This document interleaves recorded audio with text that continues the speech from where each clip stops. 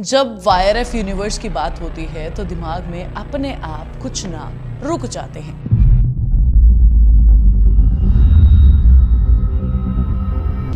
जैसे टाइगर, पठान, कबीर, सलमान की एंट्री, शाहरुख की आंखों का ठहराव, ऋतिक का स्वैग।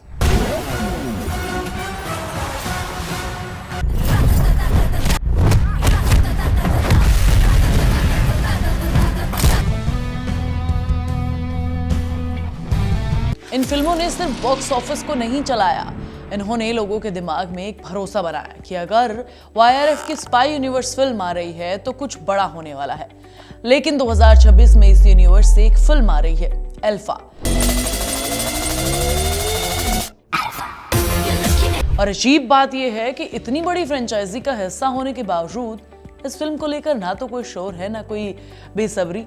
सवाल यहीं से शुरू होता है, क्या अल्फा स्पाई यूनिवर्स की सबसे कमजोर कड़ी बनने जा रही है?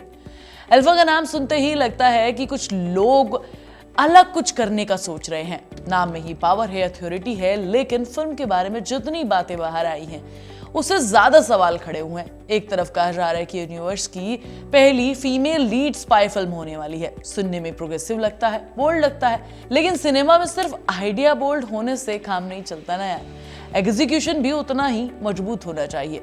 और यहीं से कहानी थोड़ी फिसलती हुई मुझे महसूस हो रही है।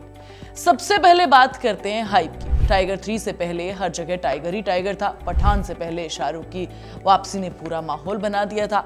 वॉर में ऋतिक रोशन वर्सेस टाइगर के चर्चे शुरू हो गए थे महीनों पहले। लेकिन अल्फा ना कोई आइकॉनिक स्टेटमेंट है, ना कोई वायरल टीजर बज है, ना ही कोई ऐसा मूवमेंट जिसने ऑडियंस को मजबूर कर दिया हो ये कहने पर कि भाई वाईआरएफ कुछ बड़ा लेकर आने वाला है। ऐसा नहीं है कि वाईआरएफ की मार्केटिंग इस बार थोड़ी कम उस तरीके से काम कर रही है जैसे पहले करती थी, लेकिन अनश्योर जरूर है कि इस फिल्म को बेचना कैसे है। अब आते हैं सबसे बड़े सेंसिटिव और अनअवॉइडेबल सवाल पर, आलिया भट्ट। इसमें कोई शक नहीं है कि आलिया एक टैलेंटेड एक्ट्रेस है। उन्होंने ड्रामा किया है, इमोशनल फिल्में की हैं, सीरियस कैरेक्टर्स में खुद को बार बार साबित करके दिखाया है। लेकिन स्पाई यूनिवर्स सिर्फ एक्टिंग का खेल नहीं है, यहाँ स्क्रीन पर प्रेजेंस चाहिए, एक ऐसा वजन जो बिना बोले भी लगे। जब सलमान बात करते हैं कैमरा पर तो अपने आप सब कुछ पीछे हट जाता है। जब शाहरुख को लोग देखते हैं तो साइलेंस अपने आप बोलने लगता है। जब ऋतिक एक्शन करते हैं तो ग्रेविटी बदल जाती है। आलिया की प्रॉब्लम ये नहीं है कि वो अच्छी एक्ट्रेस नहीं है, प्रॉब्लम ये है कि उन्होंने बार बार एक ही तरह के जॉनर में खुद को साबित किया है और वहीं पर फिट हुई हैं। एक वक्त था जब आलिया का चार्म था, रिलेटेबल, यंग, इमोशनल था। अब वही आलिया हर यूनिवर्स में मौजूद है। Romance, drama, Hollywood action, spy, धीरे धीरे फीलिंग आने लगी है जिससे ऑडियंस भाषा में नहीं मन से महसूस करती है ओवर एक्सपोजर। स्पाई यूनिवर्स में एंट्री सिर्फ जेंडर चेंज से नहीं इम्पैक्टफुल हो सकती। ऑडियंस कहीं ना कहीं इस चीज को सबकॉन्शियसली कंपेयर करती है। जब कंपैरिजन टाइगर, पठान और कबीर से हो तो प्रेशर अपने आप पड़ जाता है। इसके ऊपर एक और खतरा मंडरा रहा है। भाई पिछले कुछ टाइम से स्पाइस की कितनी मूवी हम देख चुके हैं, अभी धुरंधर भी देखी है। सेम स्ट्रक्चर फिल्म, देश में खतरा है, मिशन है, धोखा है, शोडाउन है। अगर अल्फा सिर्फ फीमेल वर्जन में सेम फॉर्मूला निकली तो ऑडियंस माफ नहीं करेगी, क्योंकि आज का जो व्यूअर है वो प्रोग्रेसिव से ज्यादा इंटेलिजेंट हो चुका है, नोवेलिटी चाहता है, ना कि सिर्फ जेंडर पर एक फिल्म चाहता है। इसीलिए जरूरी ये है कि भाई इस फिल्म को बेचा किस तरीके से जाएगा उस पर बात हो।